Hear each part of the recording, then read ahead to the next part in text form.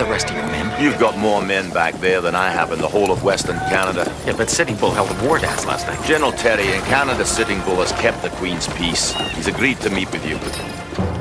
Spotted Eagle. That face doesn't look ready to come back to the States without a fight.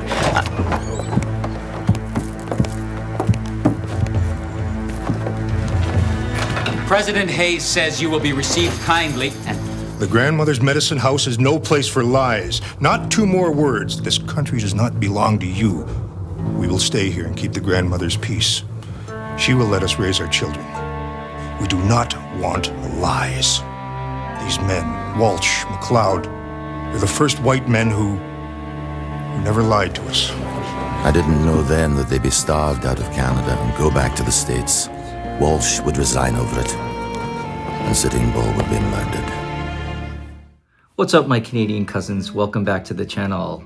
If you like this content, please consider liking and subscribing and hitting the notification bell. I'm told that actually helps a lot with the algorithm, the notification bell. I don't know.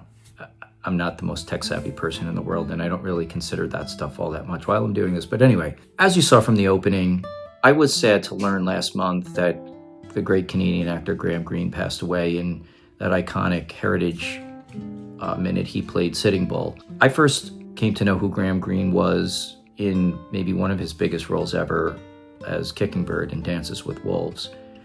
And I followed his career ever since then, up until maybe most recently he had a cameo appearance in the HBO show The Last of Us. He was absolutely fantastic. He was just such a great actor for so many reasons. I've seen interviews with him. He is a fantastic human being. He did this amazing speech for a Memorial Day ceremony here in the United States where he was acting out sort of in the first person a Marine's experience with post-traumatic stress during the Vietnam War.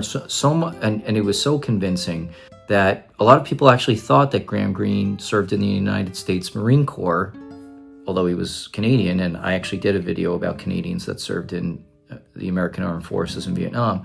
But they actually thought that he did, and that led to some confusion about it because he delivered just such a heartfelt, wonderful performance in, really bringing it home as to how those wounded souls felt when they came home and tried to integrate back into society. So losing Graham Greene is very sad. I saw an interview not that long ago. There is an actress, Katie Sackhoff. She was famously in the reboot of Battlestar Galactica, which was a really great television show filmed mostly in Canada or exclusively in Canada with a largely Canadian cast. One of the actors in that is Tamo Penniket. I think I pronounced that correctly.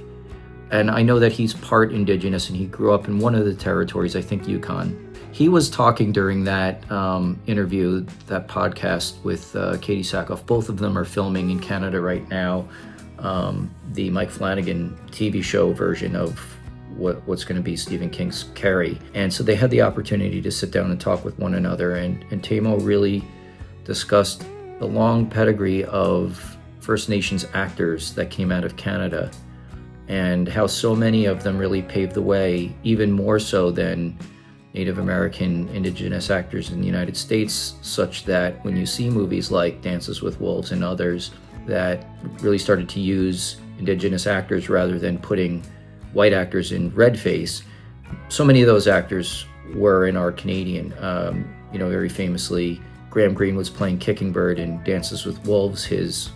The actress that played his wife, Tantu Cardinal, is also Canadian, and they seem to be paired up a lot in movies over the years. I guess they have just really good chemistry, but she's also a fantastic actor.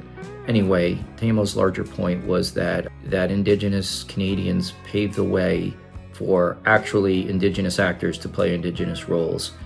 And they paved the way for a lot of American actors, Indigenous people, to follow in their footsteps and to start taking on those acting gigs more and more. And there's been such great actors that are Indigenous people in the United States following in those footsteps.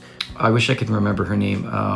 Oh, Lily Gladstone played in Killers of the Flower Moon, won a Golden Globe Award for Best Actress, and I think was nominated for an Academy Award, and also starred in Under the Bridge, which was based on a true tragic story of a young woman who was killed by other teenagers on Vancouver Island, I think in the 1990s or some point, and she was very powerful in that as well. And so, my larger point is getting back to Graham Greene. It was actors like Graham that paved the way for other Indigenous actors to follow in their footsteps and achieve greatness on their own behalves. So I just wanted to mention it because Graham was a special actor and held a special place in my heart, and I'm sure Canadians are missing him. I didn't look this up beforehand, but I wonder if he received the Order of Canada at some point in his life. I wouldn't be surprised. But in any case, we're going to miss him very sorely, and my condolences to you as a nation, Canada, for losing just a wonderful human being and a great actor. Okay, my friends, once again, if you like this content and you enjoyed this video, please consider liking, subscribing, hitting the notification bell, and I will see you soon. Peace, my friends.